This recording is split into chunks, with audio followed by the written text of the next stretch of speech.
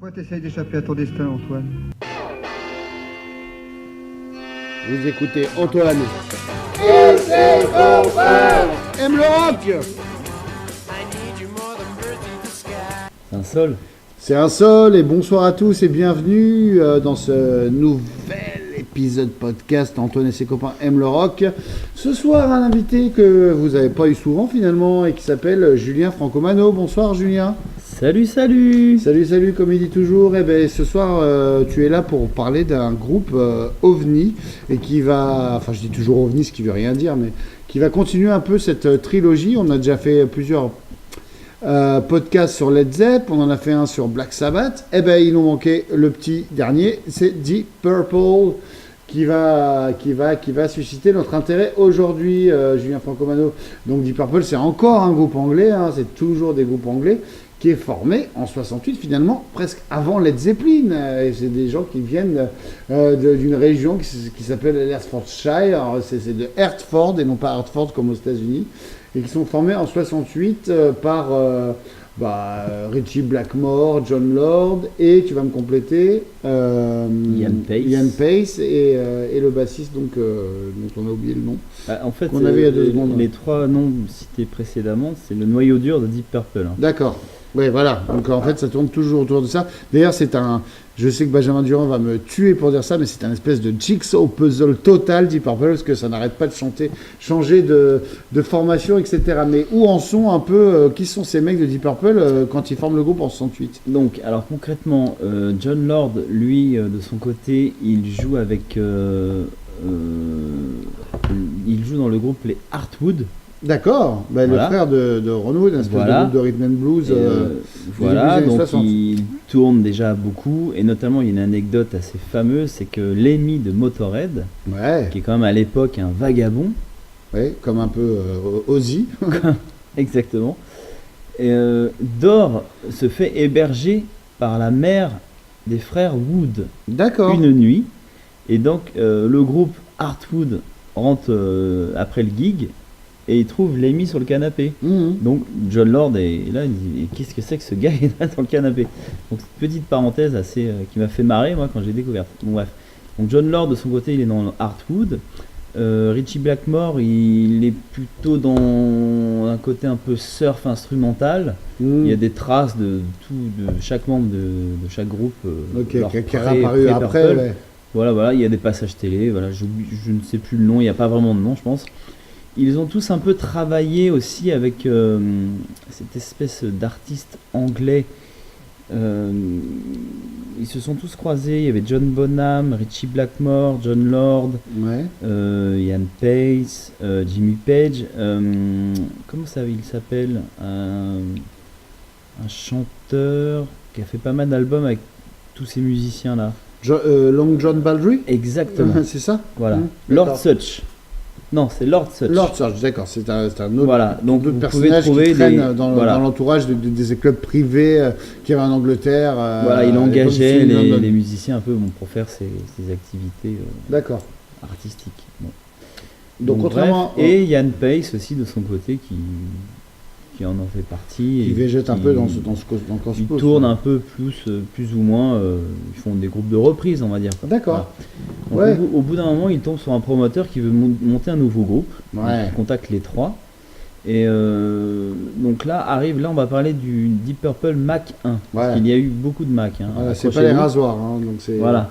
Et c'est ni les Mac. Mais on va Cartney, essayer hein. de s'en tenir jusqu'à 76, hein, parce que sinon. Voilà, après, on s'en part sur autre sortira chose. pas, ouais. Donc le Mac vient compléter ce trio de base Rod Evans au chant Ouais. et Nicky Semper à la basse. D'accord. Et ça va consister en fait le premier Donc album. ça c'est le Mac 1 de Deep Purple. Ils vont faire 3 albums Ah quand même. et ils vont en faire. Il y a des compos, il y a un peu de musique classique et il y a des reprises des Beatles notamment. Ouais, il n'y a pas We Can Work Il y It a Out. Help. Ouais, d'accord.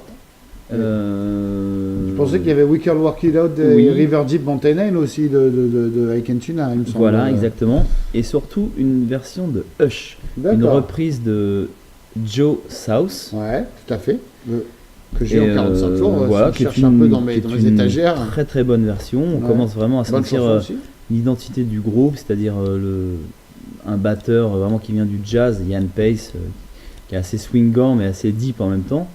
le son de l'orgue et la guitare de Blackmore et la voix de Rod Evans. Est-ce que Nicky l'orgue- Samper fait la basse très très bien, mais Est-ce Rod que Evans l'orgue, c'est vraiment un c'est grand un peu chanteur. calqué sur l'influence un peu Doors qui quand même commence à prendre le bout de son Non, nez, non c'est Plutôt John Lord, c'est Animals vraiment un... Non, plutôt Jimmy Smith, ça vient D'accord. vraiment directement du jazz et du blues. Ouais.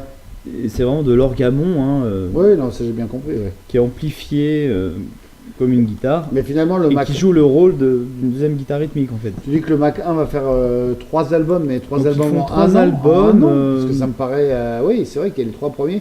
Bah, Shades of- 68, 69, 69 et puis après. Oui, après c'est le reste. Mais le premier, donc c'est Shades of Deep Purple qui reste assez confidentiel, je pense, à part peut-être pour les fans hardcore, non Voilà, bah, ça sort, ça, comme tous les autres groupes, ça permet de. Ouais, c'est là où il y a Help. t'as Voilà, raison. c'est là où il y a Hush, il y a Help, Et- Edjo aussi, notamment une version de Edjo. Ah, c'est long. Donc ouais. voilà, ça développe un peu les improvisations, les expériences un peu de guitare. Richie Blackmore était quand même un grand fan de Pete Townshend, notamment sur le, comment on appelle ça, la distorsion. Ouais. Il a récupéré un peu ce truc-là des Who, quoi. Et il a développé un jeu avec Jim Marshall qui fabriquait les amplis. Ils ont développé tous ces grands guitaristes, on va dire les guitares héros en anglais. J'aime pas trop ce Non, terme. non, si. Mais vraiment, ils développent le son de la guitare, en fait, ils inventent quoi. C'est Mais c'est comme si aujourd'hui il y avait une nouvelle machine pour jouer de la musique. Ouais. La guitare électrique à l'époque, c'est la même chose. Donc, Et donc le groupe se retrouve donc mais très tôt, hein, c'est vachement plus tôt que les premières sessions de Led Zepp. Hein, c'est en mai 68, une session de 2 jours au Pye Studio où le groupe va enregistrer donc ce qui sera en fait Shades of Deep Purple qui est jamais trop cité non, parce que comme, c'était ce Mac 1, bon, ça commence, il commence à tourner aux États-Unis quand même assez vite. Par contre, C'est-à-dire eux, pour le coup, Ah ouais du coup, ils font des tournées. Il y a des pirates. Vous pouvez trouver des bandes audio de pirates aux États-Unis, tout ça. Et c'est quand même un groupe de scène aussi. Il y a beaucoup d'improvisation. Il se passe quelque chose. On va voir Deep Purple. C'est un peu on peut-être s'en à prend l'image plein la tronche, quoi. des groupes de l'époque qui jouaient dans les clubs en 67, genre Pink Floyd, The Move, etc. Enfin, où l'orgue Ouais, est présent. C'est pas vraiment cette mouvance prog, malgré qu'il y ait l'orgue, un Ouais. clavier du coup. C'est vraiment rock parce que Blackmore il prend vraiment une grosse part du son. Au niveau quoi. de la guitare, quoi. Voilà.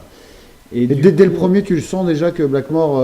oui, dès le premier, Blackmore. Alors c'est impose, peut-être plutôt sa patte, quoi. entre. Bah, c'est vraiment parce qu'au niveau des dates, c'est vraiment entre les Yardbirds et Led Zepp, quoi. Donc Oui, voilà, mais c'est un côté un peu plus orchestral, on va dire, un peu plus classique. Une Ouais. musique classique aussi. Il y Ils a une sont grosse plus influence voilà. de Beethoven, tout ça en fait. ah oui, d'accord. Donc c'est la première fois du coup qu'on Voilà. a cette influence. C'est un peu les précurseurs du prog, on va dire symphonique, si on peut le D'accord. dire, mais vraiment en tirant par les cheveux Bon, l'expression. pour passer un peu vite fait sur le Mac 1, Voilà. il y a le The Book of Taliesin qui est enregistré Voilà. Et dans la donc- foulée, 4 mois après. Hein, Voilà, donc tout ça, ça va très vite. Et au bout d'un moment, John Lord un peu prend Parce que le c'est pouvoir produit sur un label. l'ascendant sur le groupe, et ils vont faire un enregistrement en live au Royal Albert Hall en 68, Ouais. 69, pardon. Ah bah t'as déjà tracé, avec d'accord. l'orchestre symphonique, avec un Déjà. orchestre symphonique. Donc ils font un concerto, donc c'est une espèce de mélange de musique classique et de rock, Ouais. pour groupe de rock et Ça orchestre c'est une symphonique. première, ça. Ça c'est un peu une première, donc c'est un peu les événements du Royal Albert Hall, et les événements on va dire un peu Hype. voilà, hype, branchitude, un peu racoleur aussi éventuellement, pour essayer d'attirer les jeunes vers la musique classique. Donc ce qui marche, le concert est filmé, le concert est enregistré. C'est une œuvre C'est de sorti John après, Lord. plus tard ou pas C'est sorti non. Ouais, non, donc ça n'a pas non plus. en même temps. Il n'y a bon. pas eu un buzz autour Mais de là, cette il y a un espèce problème au sein du groupe, c'est que Richie Blackmore, qui est quand même un personnage un peu ténébreux, dit si on continue sur cette voie, moi j'arrête le groupe, parce que ça me branche pas du tout la musique Déjà. classique, ça me gave. Ouais. Il dit, j'adore la musique classique, mais c'est un féru de Bach et de Beethoven, mais dis-moi, j'ai envie de faire du rock, quoi. Ouais. Donc d'où là intervient un gros changement au sein du groupe, c'est qu'il licencie sans leur dire, ça c'est toujours très drôle dans l'histoire Alors, du groupe. Comment c'est possible? En fait, ils vont enregistrer une maquette d'un morceau qui s'appelle, alors laissez-moi me remémorer, Alléluia. Ouais. Ils vont enregistrer une maquette avec Roger Glover et Ian Gillan, Ouais. qui sont dans un groupe qui s'appelle Episode 6, D'accord. avant, qui ont des petits succès, on va dire, des singles. Un groupe un peu hippie, on va dire, folk hippie. Et ils disent à Nicky Samper et à Rod Evans de venir à 15h l'après-midi, mais le matin, en fait, ils ont déjà enregistré la chanson avec le nouveau bassiste et le nouveau chanteur. Oh là là. Donc des procédés un peu... Richie Blackmore et John Lord ont toujours eu des procédés un peu spéciaux. Et donc, du coup, après, ils annulent la séance de 15h. On dit, ah bon, en fait, on répète pas, on n'enregistre pas. Ouais, Et du ça coup, va aller. ils ont déjà le futur single qui sort, Alléluia. Et donc Une là, on chanson, est déjà sur. là, sur- on est passé à autre chose. Mais on est sur quoi? Sur le 3e? On est nulle part, là. C'est Ah ouais, c'est un d'accord. single. Et ensuite intervient In Rock, et là, la grosse Ah oui, non, mais là, t'as patte passé de- même le macaron, parce qu'il y a Ah bah, l'album je- Deep Purple aussi qui est sorti en juin 69 quand même. Mentionnons-le, parce qu'il y a quand même 2-3 trucs. Oui, mais j'ai... C'est déjà des faces assez. Les trois premiers albums, ils se ressemblent un peu, c'est un peu la même musique. Oui, parce que le concerto Group Orchestra est sorti. Hein. Voilà. Et c'est In Rock qui arrive en 70. Voilà, donc là, on est Avec pré In Rock. donc, Donc, il y a le Roger single Glover. Alléluia, et donc il y a l'entrée de Roger Glover et de Ian Gillan dans le Voilà. groupe, et là ils font In Rock, qui est quand même un peu une révolution. Cette espèce de son saturé, on n'avait jamais vraiment entendu ça. Ça arrive évidemment, ça arrive en 70, donc c'est après Led Zepp, c'est après Black Sabbath aussi également, Ouais. mais ça n'a rien à voir, c'est quand même une autre planète. C'est beaucoup plus bluesy et boogie Ouais. que les deux groupes cités précédemment en fait. Bah, c'est là-dessus qu'on retrouve genre Child in Time. Voilà, donc là c'est voilà, il y a Speed King, Into the Fire, Hard Loving Man. Et c'est celui-là qui va Et mettre là, la puce In à Rock, l'oreille à tout le là monde. on atteint quand même un sommet. Là ça se vend et tout ça. Mais toi, qu'est-ce que t'en penses de l'album du coup? Tu trouves ça vraiment déjà. Ah moi je trouve ça extraordinaire. Par rapport aux trois premiers, je trouve ça extraordinaire. Mais c'est-à-dire que In les Rock, trois bah, premières c'est- étaient des balbutiements et là, on tombe Bah. vraiment dans ce qui va devenir Deep Purple ou pas? Bah on tombe dans ce qui va devenir Deep Purple du coup Mac 2. C'est le C'est-à-dire premier beaucoup succès plus en rock. Europe. Hein. Bah, beaucoup plus une espèce de Little Richard transcendé, on va dire. Ah bon À mes yeux, c'est ça, complètement. Ouais, ok. Donc, c'est du boogie, du blues, des tempos un peu par rapport à Black Sabbath, des tempos assez rapides, assez enlevés.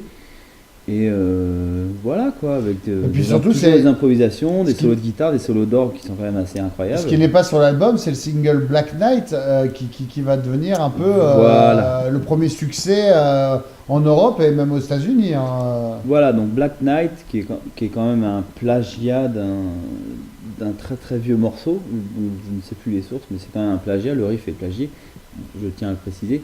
Mais voilà, donc ils font un hit avec Black Knight, et qui permet, comme tous les groupes, de leur ouvrir les portes. De détourner en fait. Parce Voilà, que, des grosses tournées où ils commencent à tourner. par contre, Black Knight aux États-Unis, enfin l'album aux États-Unis, c'est un flop total, mais ça marche assez bien dans les pays d'Europe, en Voilà, Allemagne, ça en permet France. d'exister, quoi, ça permet ouais. de vivre.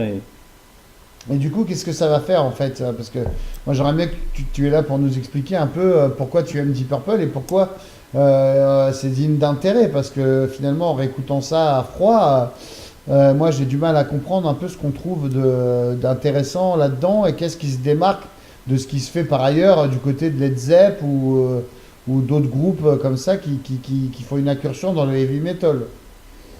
Bah, disons que Deep Purple, c'est un groupe de scène, quoi. C'est un groupe, un concert de Deep Purple, il peut y avoir peut-être 5 morceaux.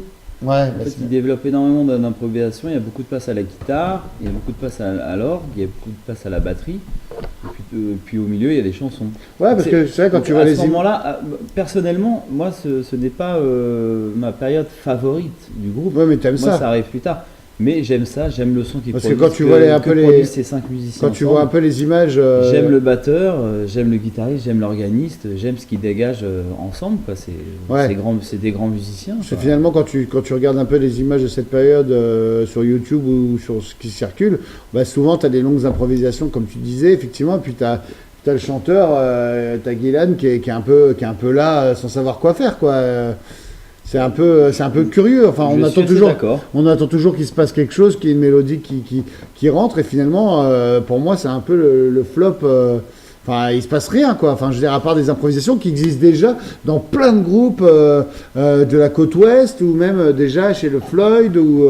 Alors c'est là qu'on va pas du tout être d'accord. Bah, justement, c'est pour ça que je veux que tu m'expliques. L'improvisation n'existe pas du tout en fait, nulle part.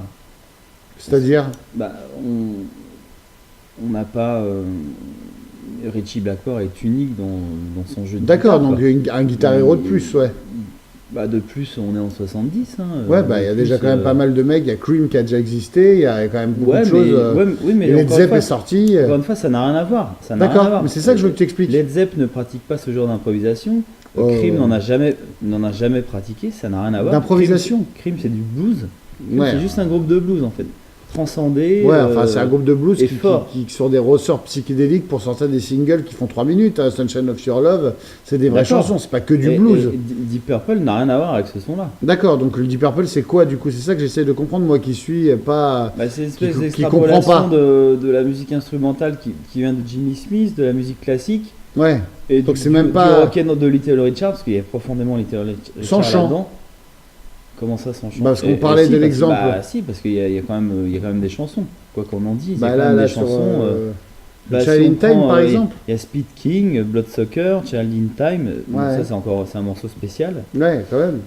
Into the Fire, c'est des très bons morceaux de rock, quoi, de rock un peu dur, on va dire. Quoi. Ouais.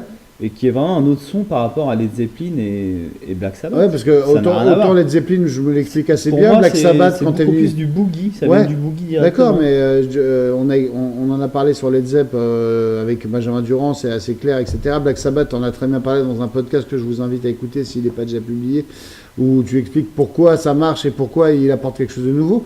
Mais en quoi Purple, c'est cette symbiose avec le classique qui apporte quelque chose de nouveau dans Ça- l'air rock? Peut-être, moi je n'en sais rien, mais c'est le côté improvisation. Quoi. Sur Ouais. scène, les gens sont impressionnés par tout ce qu'ils font. Quoi. Ouais, Et, c'est novateur, quoi. Bah, c'est novateur, et puis ils ont quand même ils ont un hit et tout, donc voilà, ça aide à promouvoir le reste. Quoi. Donc du coup, après, il y a Fireball qui arrive. Alors, Fireball a beaucoup moins de succès, les gens comprennent pas trop, alors qu'il y a Ah bah quand même ouais. d'excellentes chansons. Ah, mais ils sont comme moi. Il y a quand même il y a des super chansons. Ouais, quoi, mais c'est notamment assez une long en très, très belle général quand version, même. il y a des morceaux acoustiques magnifiques. C'est des faces avec Anyone's 3 titres quand même. Daughter, il y a Fireball, Demon Eyes qui est un sublime morceau, Fools, voilà, il y a des super morceaux. Quoi, personnellement, c'est un de mes préférés du Mac 1.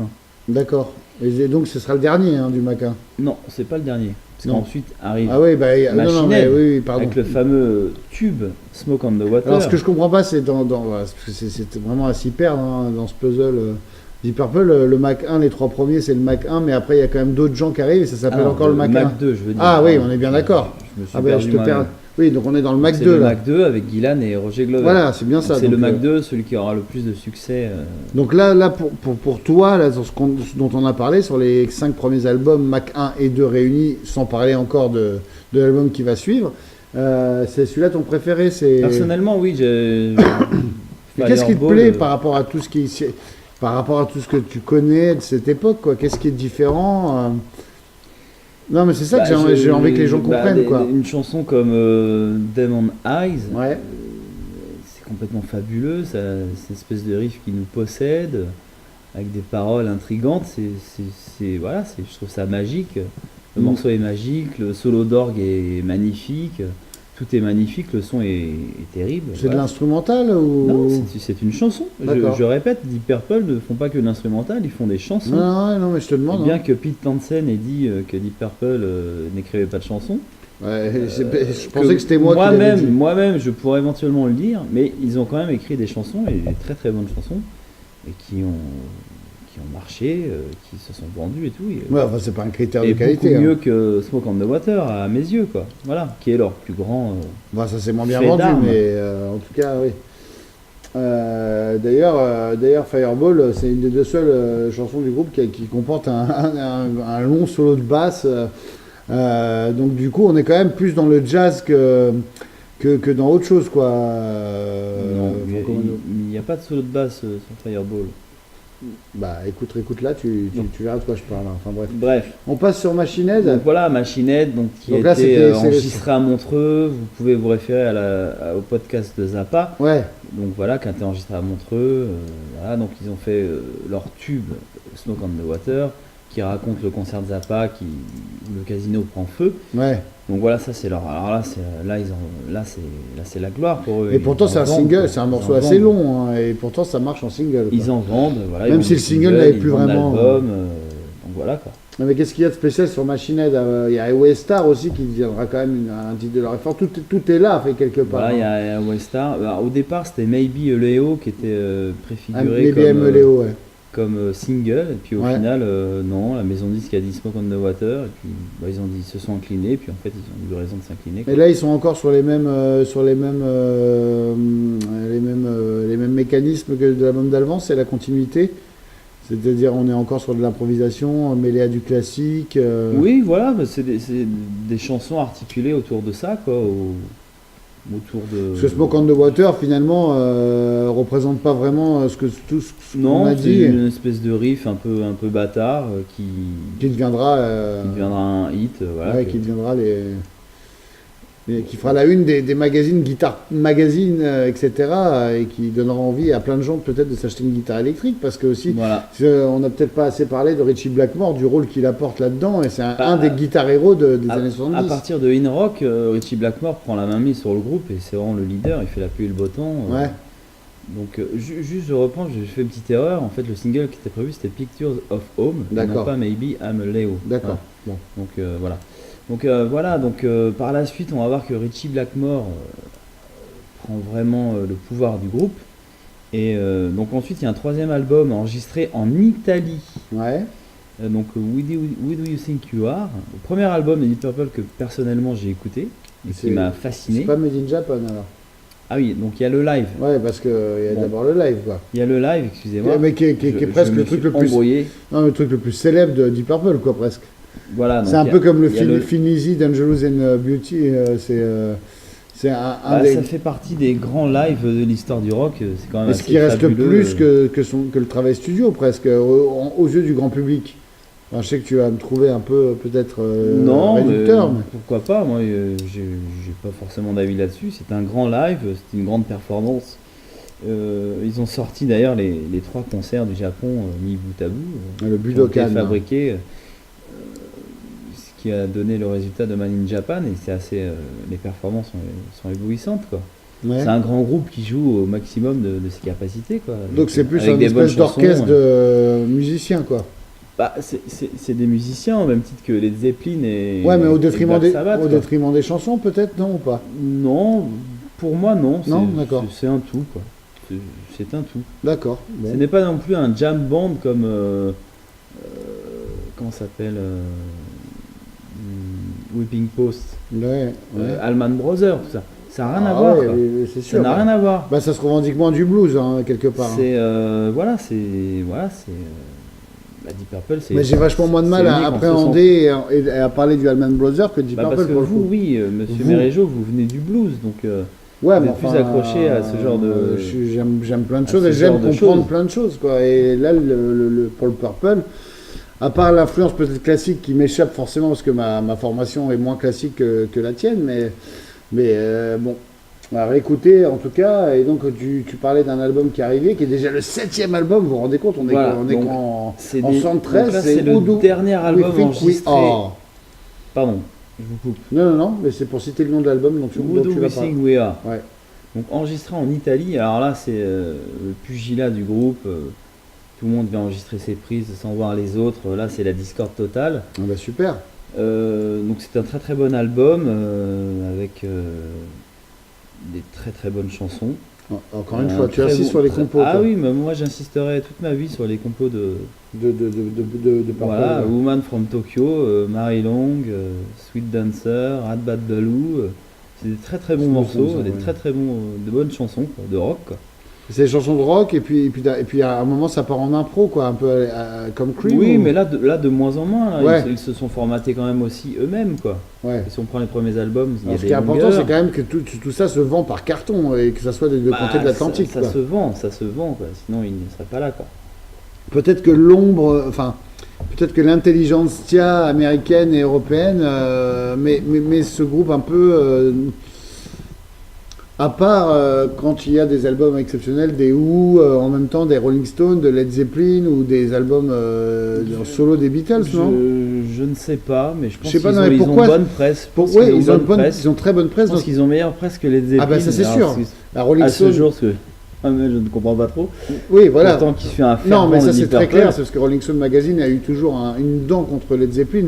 Donc Deep Purple était du coup encensé par ces magazines, presque pour faire chier Led Zeppelin. Mais je sais pas non plus s'ils étaient encensés, mais je pense qu'ils ont bonne presse. Voilà, Ils en ont tout bonne cas, ils presse. vendent, ils ont bonne presse, ils peuvent exister. Voilà. Et qu'est-ce qui reste là-dedans aujourd'hui à un gamin qui aurait envie de prendre Deep Purple plutôt que les Beatles ou les Stones ou les Zepp? Pourquoi tu leur conseillerais d'écouter Machine Head ou Who Do We Think We Are plutôt qu'Exile parce que c'est ça la question. À l'époque où on a tout et qu'on n'a pas besoin d'acheter les disques, qu'est-ce qui reste de ça, quoi? Pourquoi ça devrait être plus en avant que le reste? À part le fait que toi t'adores ça, quoi. Je ne sais pas si ça devrait être plus en avant que le reste, mais il faut pas le dénigrer juste parce que c'est des bons albums, c'est des bons musiciens, c'est des bonnes chansons. Donc voilà, Ouais. ne dénigrons pas ça, c'est tout. Après, chacun est libre arbitre d'aimer ou pas. Après, on fera parvenir une playlist pouvant indiquer si Ouais. vous pouvez commencer par ci ou ça, quoi. Ouais, Voilà, ouais. c'est tout. Donc voilà, donc là, nous sommes à l'étape où le groupe va encore avoir une mutation.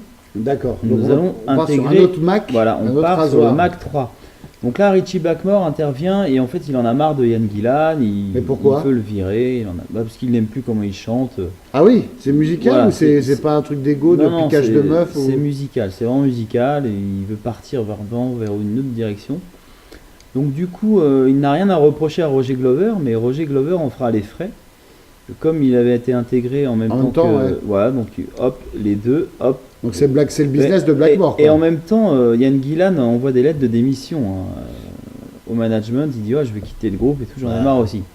Donc, Comme un accord finalement. bon, comme un accord, ils finissent la tournée en gros, et puis voilà. Donc après, ils se séparent. Donc là, il recrute un nouveau chanteur. Donc qui intervient du coup? Il recrute Glenn Hughes qui vient du groupe Trapèze. Ah oui. Alors Glenn Hughes est un bassiste. D'abord, il est recruté en tant que bassiste. Parce qu'ils l'ont déjà vu en concert plein de fois. C'est un très très grand chanteur. C'est un excellent bassiste avec son groupe Trapèze. Mais il chante Avec, aussi bassiste chant. C'est le bassiste ouais, chanteur d'accord. principal du Ok. groupe Trapèze. Avec Mel Galley, Mhm. guitariste qui va atterrir dans Whitesnake dans le futur. Et surtout Dave Holland à la batterie qui va atterrir dans Judas Priest bien plus D'accord. tard. Ouais. Donc voilà, ils tournent, ils font un réseau, ils tournent aux États-Unis, ils commencent à tourner pas mal et tout. Donc ils se croisent, tous ces gens-là, ils viennent d'un peu de la même famille, quoi. Donc ils intègrent Glenn Hughes. Et quand même, Deep Purple, ouais. ils se disent, bon quand même, on peut pas juste avoir un bassiste et qui chante lui. Et sa voix correspond pas parce qu'il a une voix assez aiguë. Ouais. Un très grand chanteur, la voix assez aiguë. Donc ils cherchent quand même quelqu'un d'assez blues. Ouais. Au départ, donc ils veulent recruter, comment s'appelle-t-il? Paul Rogers du Ah, groupe Free, déjà. et que lui il dit non, moi, ça ne m'intéresse pas. Ok. Donc voilà, donc Richie Blackmore un peu déçu. Ils veulent en recruter d'autres. Bon, la liste m'échappe. Vous pouvez trouver ça sur internet. Et là, ils reçoivent une cassette. Ils passent une annonce en fait dans le New Musical Express. Ah ouais. Voilà, groupe de rock cherche chanteur. Voilà. Tout Donc, bonnement. il y a le jeune David Coverdale, Hey. grand chanteur qui vend des fringues, qui est un vendeur de fringues et qui joue dans des groupes amateurs de reprise. Il envoie une cassette et du coup, il est recruté. Il passe une audition, il est recruté. Et pour la petite histoire, il chante Yesterday D'accord. en audition, juste avec Richie Blackmore. Donc, faut quand même savoir que c'est un inconnu qui débarque dans un groupe qui vend énormément Carton, d'albums, qui a un management et tout, et il se retrouve à chanter Yesterday avec quand même un grand guitariste en mode acoustique, et il est quand même engagé, quoi. D'accord. Et du coup, Donc, c'est quand même énorme, quoi. C'est ce qui déboule sur l'album Burn en fait. Voilà, donc Qui là est on arrive à enregistré Burn. encore à Montreux. Hein. Euh, non, mais je te le dis. mais vous me le dites, et c'est très très bien. Toujours avec l'aide du studio Mobile Rolling Stone, supervisé par Ian Stewart. Mais enfin, ça, c'est pour la petite histoire. Donc, à Montreux, en novembre 1973, ils sortent Burn, qui est le premier album qui marque l'apparition donc, de Coverdale Et de Glenn Hughes. et de Glenn Hughes. Voilà, donc Burn, ça marque un tournant, c'est quand même... Ils coécrivent même un titre, ah Sail bah, Away. ah bah oui, oui, oui. Et un autre aussi, je sais plus Complètement. lequel, mais sur la face B, il y a un truc écrit Blackmore Coverdale. Bah oui, mais Mr. Teen, oui. Ouais, ouais, c'est ça, voilà, exactement. Leur grand morceau. Un long morceau. Donc c'est un album qui ouvre une porte sur un nouveau Deep Purple et qui est un peu plus grandiloquent. Vous pouvez tester Épique, du quoi. morceau. C'est assez épique, voilà. Ouais. Là, on part dans. On retrouve un peu l'influence Ouznex sans les synthés, quoi. Bah, Non. quelque part, oui, c'est Ouais. c'est tout à fait juste. Un peu de la grandiloquence, un très bon morceau avec des passages de guitare, des passages d'orgue. Voilà, c'est ce qu'on aime quand même il y a parce que Glenn Hughes est quand même pardonnez-moi, un grand fan de Stevie Wonder et de soul music. Ouais. David Coverdale est un grand fan de blues de son côté Ouais. et les deux ils insufflent quand même quelque chose de soul et de rhythm and blues. Parce Ouais. que les deux c'est des grands fans d'Otis Redding Ouais, et toi, c'est tu là vois- que tout le lien vient directement d'Otis Redding. Et toi, tu m'as toujours dit que c'était ta version du Purple qui était Et de loin personnellement, oui, moi, Ouais. ce Mac-là, c'est un de mes préférés parce que vous allez voir après, par la suite, ça part vraiment en soul progressive et c'est extraordinaire, quoi. Et du coup, dès le des prochain grands album morceaux. Donc Burn, ça reste quand même sous l'influence de, on va dire, classique prog, on va dire. Ouais. Mais Might Just Take Your Life, on commence à partir vers la soul. You Fool No One aussi. Et voilà, quoi. Après, avec l'album suivant qui s'appelle Stormbringer, Ah bah ouais. là on est carrément, Glenn Hughes et Coverdale ont pris vraiment le pouvoir. Blackmore commence à s'interroger sur son avenir dans Deep Purple, parce que c'est son dernier album enregistré avec le Mac avec Deep Purple Tout officiellement, court, ouais. après leur retour en 84. Ouais. Et là on va clôturer le podcast bien avant 84. Ouais. Donc il prend ses distances. Donc là c'est quelque part Glenn Hughes qui crée des morceaux, mais on ne sait pas d'où ça sort, des espèces de pop, hein. Vraiment, il y a énormément de pop et de soul sur ce disque. Ouais. Et c'est enregistré à Munich, et je comme pense que oui, ça, au voilà, Musicland à Munich, comme Voilà. en même temps que les Stones. sous l'hôtel. Voilà, Ouais. ils vont. Je pense qu'ils vont après les Stones.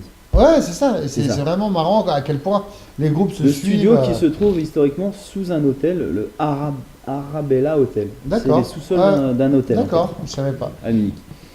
Et donc voilà, donc là on part vraiment vers autre chose, une autre musique. Et Ritchie Blackmore reprend sa guitare acoustique et c'est là qu'on a le Ritchie Blackmore à la guitare acoustique, c'est fabuleux. Malheureusement, Vraiment, c'est celui qui va donner un peu après toute cette musique qu'il va faire avec sa femme, etc. quoi, presque.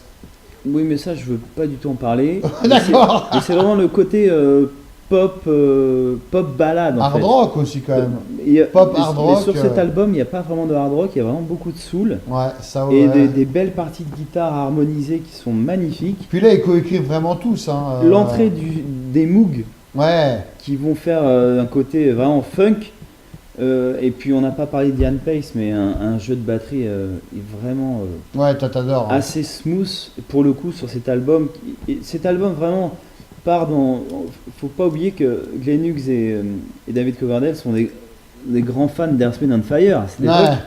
Et ils se prennent tout ça, des grands fans de Bowie, parce que Glenn Hughes est un pote de Ouais, Bowie à cette du époque. Bowie de Young Americans. Et quoi. ils traînent ensemble, ils écoutent Earth, Wind & Fire, donc ils arrivent quand même à chicoter un peu Blackmore, qui lui reste quand même dans Beethoven et Little Richard, on va dire. Ouais. Donc ils arrivent quand même à chicoter et ils font un excellent album qui est Stormbringer.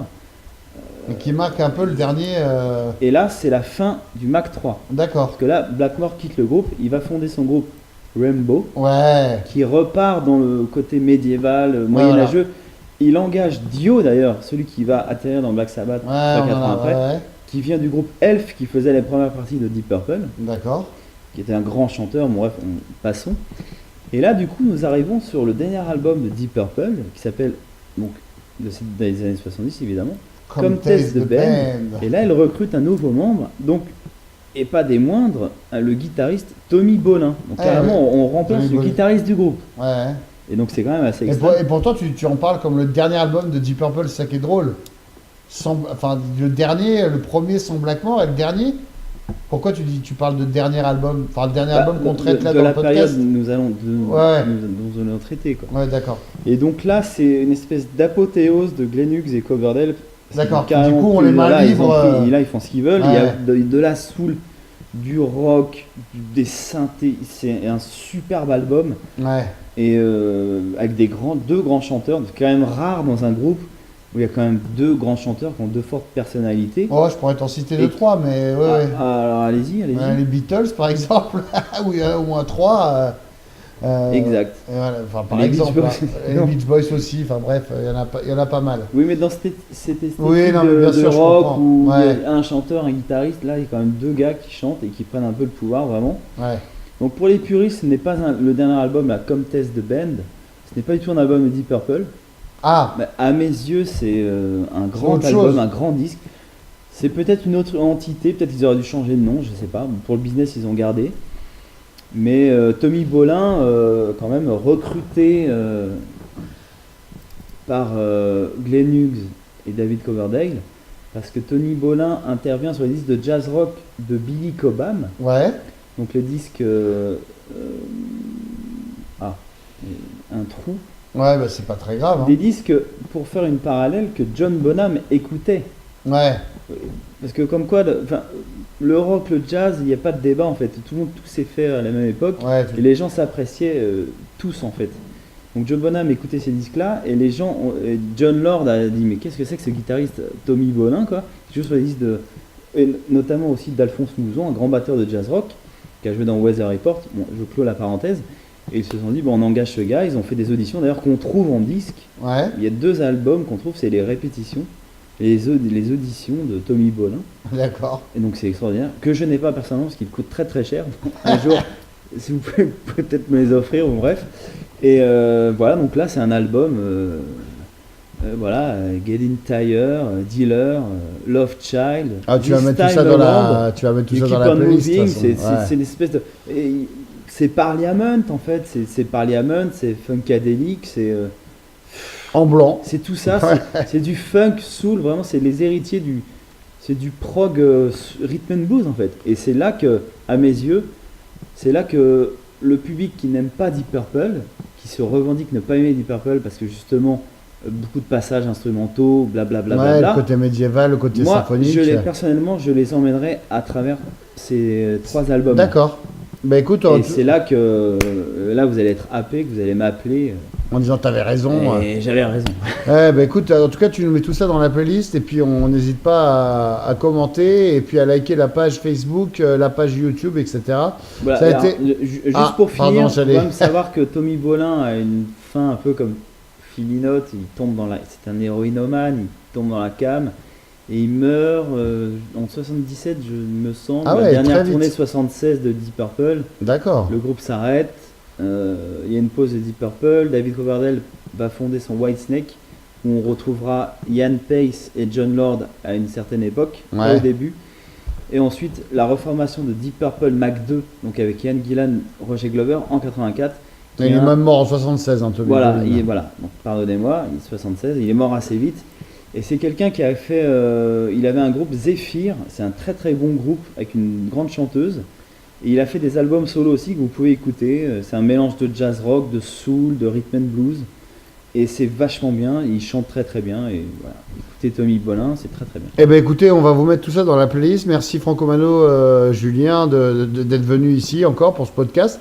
Nous, de notre côté, on se retrouve très vite pour un nouvel épisode et on vous embrasse bien fort. À bientôt. Salut.